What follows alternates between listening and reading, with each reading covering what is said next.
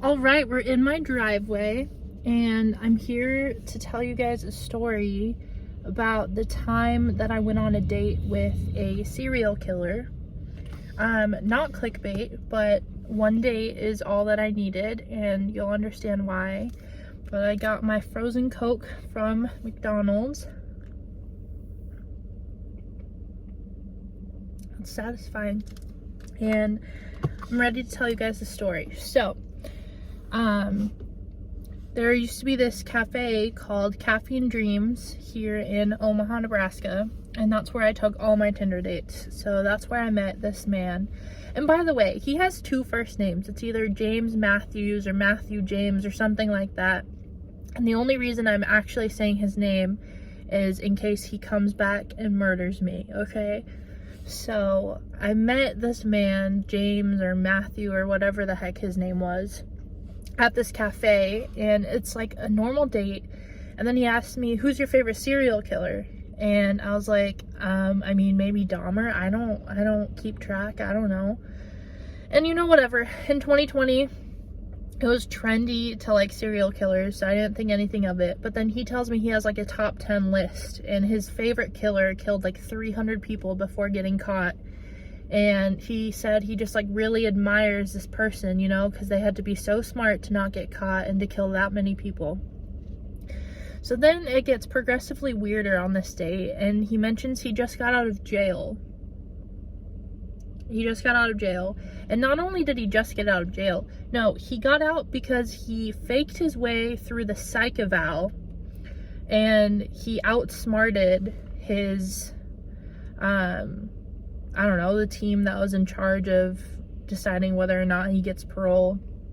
And so he faked his way through his psych eval, and he tells me that he is a sociopath or a psychopath to my face.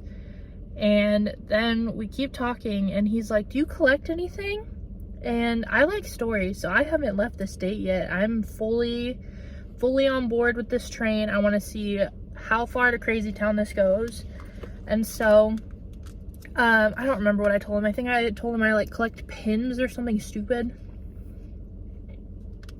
And then he tells me he collects stuff from the black market, okay? He has human hearts, human fetuses, glass shards from Columbine, the school shooting. And not only that, but he collects paintings made by actual serial killers. So at this point, I've had enough. That's where Cotty draws the limit, okay? Not a lot of stuff spooked me before, but at this point, the hairs are starting to stand up on my neck, and I feel like this is a bad situation. So it was the end of the night anyway. I think the cafe was closing, thank God. And so we went outside, and I remember him trying to hug me, and I was just like, ugh. And then he tells me that he's not looking for friends, he's not looking for a girlfriend, he's not looking for sex.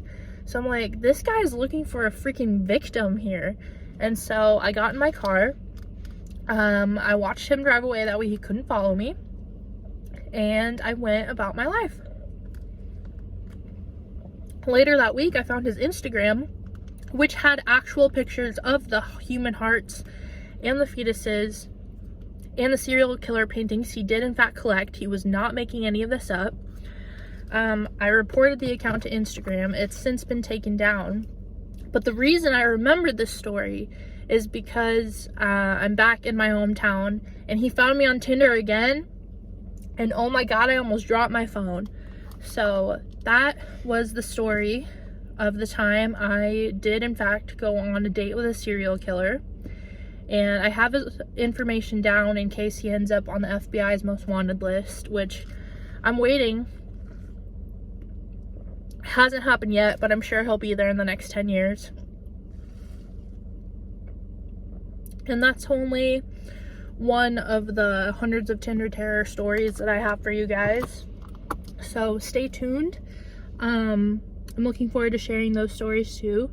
But I looked too cute. I worked too hard on my makeup to not film a video today. It would have been a disservice, to be honest. So anyways, If you watch this whole thing, thank you. And I shall be back with another video hopefully next week. Bye.